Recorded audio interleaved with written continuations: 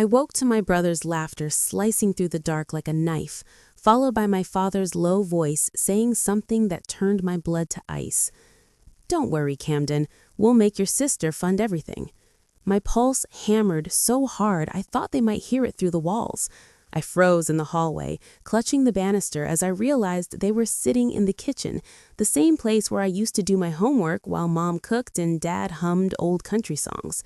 Now that space, that memory, felt poisoned. They were planning to take out a $65,000 loan in my name to save Camden from his gambling and crypto disasters. They were laughing about it. "Her credit's perfect," Dad said. "She won't even notice until it's approved." The words made me nauseous. The boy they'd called our miracle son, the same one who'd totaled 2 cars and still got a graduation trip to Miami, was being handed another bailout, and this time, I was the bank. If you're enjoying this, please subscribe and share. Your support keeps the stories coming. I pressed a hand over my mouth, afraid I'd cry out. I wanted to burst into that kitchen and scream that I wasn't their ATM, but some small survival instinct told me to wait, to listen. Camden chuckled. "She owes us anyway. Remember how she skipped Mom's surgery bill to buy that condo?" My father's answer came sharp, and yet she flaunts it like she built her life alone. It's time she gave something back. That was the moment something inside me cracked, not from sadness, but from clarity.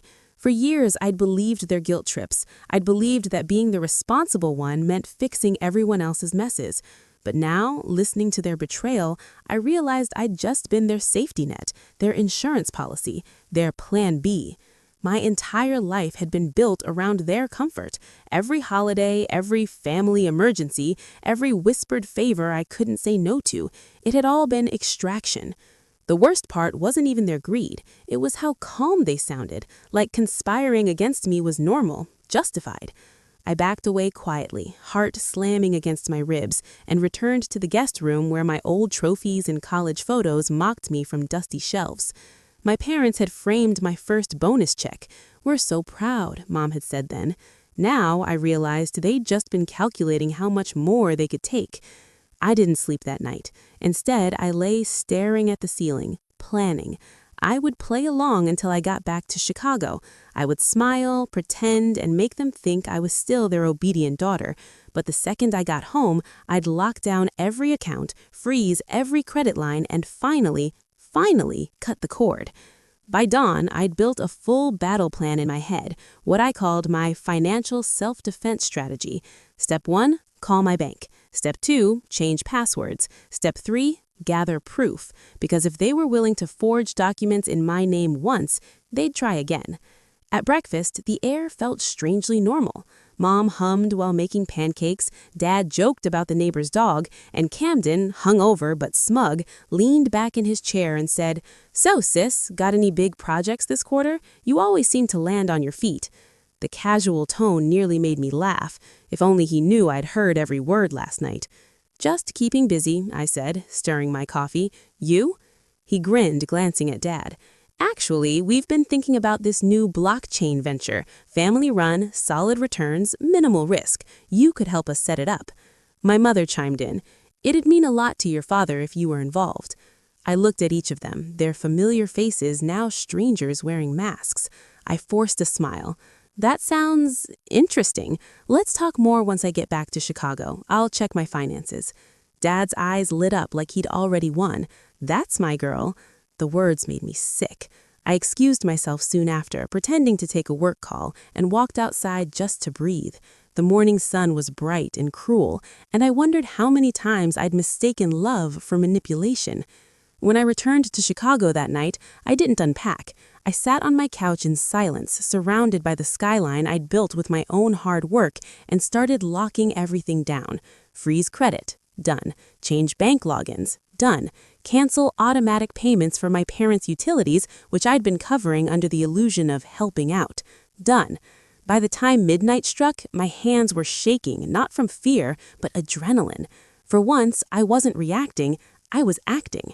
Over the next few days, I replayed every memory that now looked different through the lens of betrayal.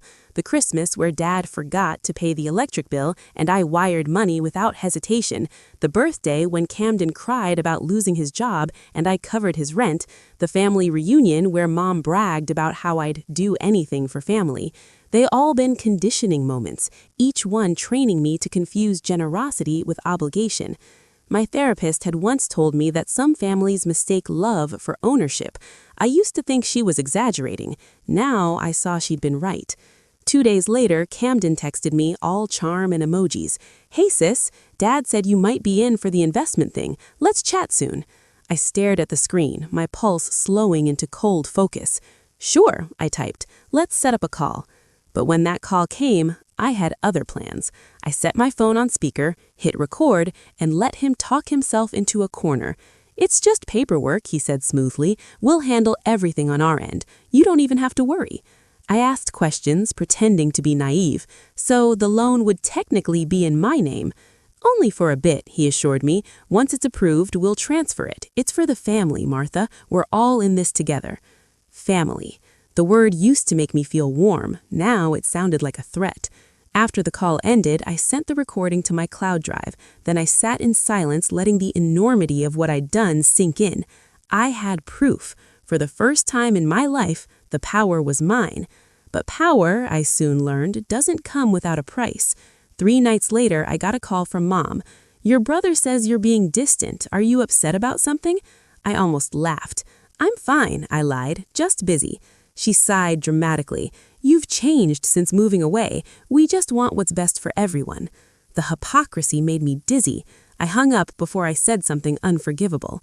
That night, I couldn't sleep. I stared out my window at the lights of Chicago and thought about everything they'd taken from me. Not just money, but peace, trust, identity. They'd built their comfort on my discipline and called it family duty. I knew then that a confrontation was coming, and when it did, I'd need to be ready. My phone buzzed again, this time with a new text from Camden. "You'll regret making this difficult." I stared at it until the words blurred. He didn't realize he'd already lost, because this time I wasn't the scared little sister cleaning up his mess. I was the woman who'd finally learned the cost of silence, and I was done paying. I didn't respond to Camden's message that night. I let the silence do the work. The next morning, I woke to 3 missed calls from Dad and 1 long, guilt-laced voicemail from Mom. "Honey, we're just worried. You've always been our responsible one. Don't let anger ruin the family." The irony nearly made me choke. I spent the day pretending everything was normal at work, but my thoughts kept circling back to them, to the way Dad's voice tightened whenever I questioned him, to Camden's smug confidence that I'd always cave. They didn't realize the woman they'd built had learned their game too well. Around lunchtime, I opened my laptop and began drafting a legal notice. I had a friend, Kayla, who worked in finance law. She'd once helped a client deal with identity fraud within their own family. When I told her the situation, she didn't hesitate. "You need to file a fraud alert immediately," she said, "and document everything. Keep your emotions out of it. They'll try to twist this into guilt." Her calm professionalism steadied me. That afternoon, I filed reports with Experian and TransUnion, flagged potential unauthorized activity, and requested alerts on every line of credit tied to my name. My inbox filled with confirmation emails, each one a small victory. Still, I couldn't shake the ache in my chest. I wasn't just protecting my finances, I was protecting myself from the people who were supposed to love me. 2 days later, a letter arrived from my hometown bank. I almost didn't open it, thinking it was junk mail. Inside was a loaned pre-approval notice, addressed to me but listing my father's business address as secondary contact. My hands trembled as I read the fine print. They'd actually done it. They'd tried to initiate the loan. The signatures were forged, but the application details were painfully familiar. Birth date, SSN, even my old college email. I took a photo of the letter and forwarded it to Kayla. Within hours, she called me back, her tone tight. "Martha, this is serious. You need to confront them, but record it. Do not go alone. If they're forging documents, that's criminal." That night, I booked a flight back home, not to reconcile, but to end this once and for all. When I landed, my parents greeted me like everything was fine. Mom hugged me too long. Dad smiled like a salesman. "We're so glad you came," he said, ushering me into the kitchen.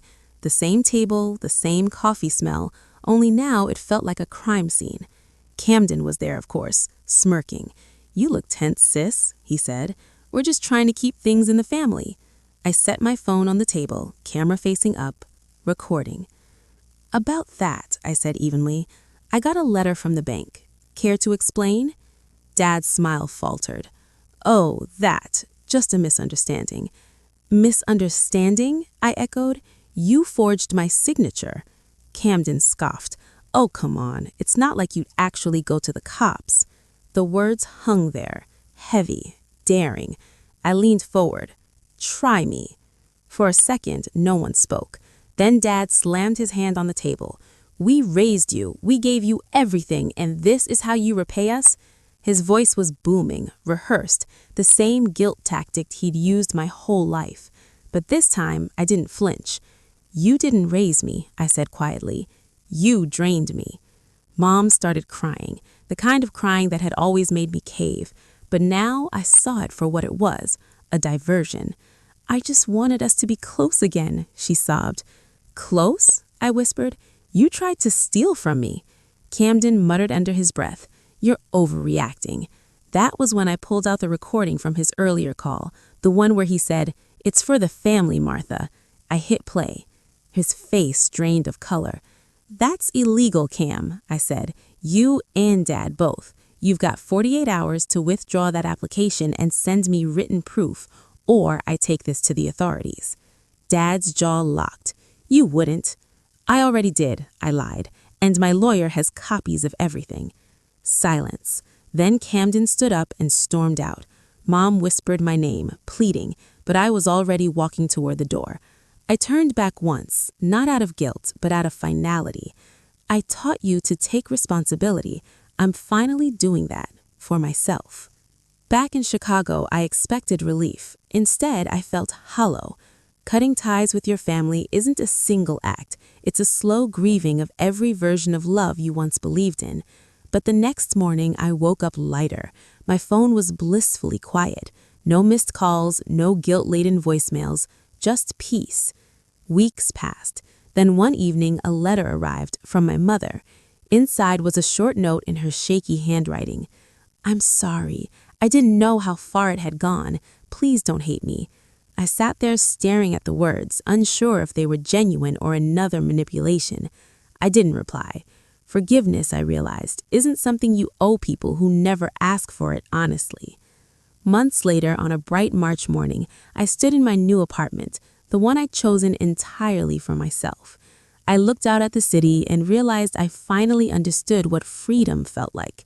It wasn't running away, it was choosing not to return to the people who kept setting fires and calling them home. That day, I deleted Camden's number. Then I blocked my parents too. No dramatic farewell, no tears, just silence. Real, earned silence. And for the first time in my life, I didn't feel guilty. I felt safe. 3 months later, I thought the storm had passed, until it came crashing back harder than ever. I was leaving a volunteer session at the Financial Literacy Center when my phone lit up with a flood of notifications. My boss had emailed me. "We've received some concerning calls from your family. Everything okay?" My blood ran cold. They'd done it. They'd actually called my workplace. When I opened my voicemail, I found 3 messages from different people, each one repeating the same sickening narrative my parents had spun, that I was emotionally unstable, prone to paranoia, and needed supervision handling money. My own parents were trying to destroy my reputation. For years, they'd used me as their safety net. Now, when I refused to play their game, they wanted to make me the problem. I locked myself in my apartment, shaking with anger and humiliation. I thought about calling them, screaming, crying, but instead, I opened my laptop, I forwarded every voicemail, every email, every text thread to my attorney. Then I sent one simple message to my boss. "Please disregard any outside contact. This is part of an ongoing legal and personal matter." She replied within minutes. "We trust you. Take whatever time you need." That night, I sat at my kitchen counter, staring at the wall, wondering how people who raised you could so casually try to ruin you. My therapist's words echoed in my head. Abuse doesn't always hit. Sometimes it manipulates. The next day, I filed a restraining order, not for drama, but for survival. Camden had been escalating too, sending drunk voicemails full of slurs and accusations. "You think you're better than us?" One message slurred. "You're nothing without this family." But the irony was, I'd never been more something than I was right then. I stopped hiding. I started documenting. Every call, every lie, every attempt to pull me back in, I kept records of it all. My attorney, Jenna, was methodical. She said, "You have leverage, but more importantly, you have truth. We'll make sure they know that." Together, we crafted a cease and desist letter addressed to all three, my father, mother, and Camden. It outlines every financial offense, every forged document, every harassing call. Reading it over before sending it felt like shedding my skin. For the first time, I wasn't begging them to stop. I was telling them. A week later, Camden showed up at my apartment building. He was drunk again, pounding on the door, shouting my name. "You can't do this, Martha. You're ruining our family." Security intervened, but I could still hear his voice echoing down the hall as they dragged him away. I stood frozen until the silence settled again. My hands were trembling, not from fear, but from realization. The moment he left, I understood. They didn't want me back. They wanted my control, my stability, my money. The love I'd been chasing all my life had been conditional, a leash disguised as loyalty. The next morning, I met Jenna in her downtown office. The city buzzed below the glass windows, but inside, everything was quiet. "Are you sure about this?" she asked, sliding the formal complaint across the table. My name looked powerful, printed in black ink. I nodded. "Yes," I said. "I'm done playing the family scapegoat." We filed everything that afternoon. The evidence was airtight. Emails, texts, even the voice recording from that night in the kitchen. Within 48 hours, my parents received notice. Within 72, the call stopped. But what came after wasn't relief. It was a strange, heavy emptiness. My whole identity had been built around fixing their chaos. Without it, who was I? I filled my days with work, therapy, long walks, volunteering. I started mentoring young women in the financial literacy program, those who whispered stories that sounded too much like mine. Parents draining their accounts, siblings forging signatures, guilt wrapped as duty. One girl, maybe 19, asked me timidly, "Do I have to pay my dad's debt? He says it's my responsibility." I smiled gently and told her, "No, protect yourself. You owe him nothing but boundaries." That night, I sat in my quiet apartment, replaying those words, "Protect yourself." I'd spent years believing self-protection was selfish, but it wasn't. It was survival. I had spent so long being the family's savior that I never realized I was also their sacrifice. Now, for the first time, my life was mine to protect, mine to build, mine to enjoy. Spring melted into summer. I sold my condo and moved to Denver, where the air felt thinner and my chest lighter. The Rockies stretched across the horizon like a promise. I found a small community center that needed volunteers, and before long, I was teaching full-time, helping women rebuild after financial abuse. One afternoon, after class, I found an envelope slipped under my office door, my name written in uneven handwriting. Inside was a letter. It was from Camden. "I don't expect you to forgive me," it began. "I hit rock bottom. I'm in a recovery program now. I'm sorry for what I did, for using you, for hurting you, for not seeing you as my sister until I lost you." My hands shook as I read.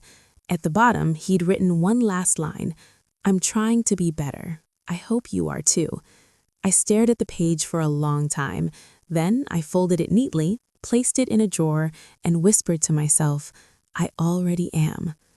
The final months of that year passed in quiet beauty.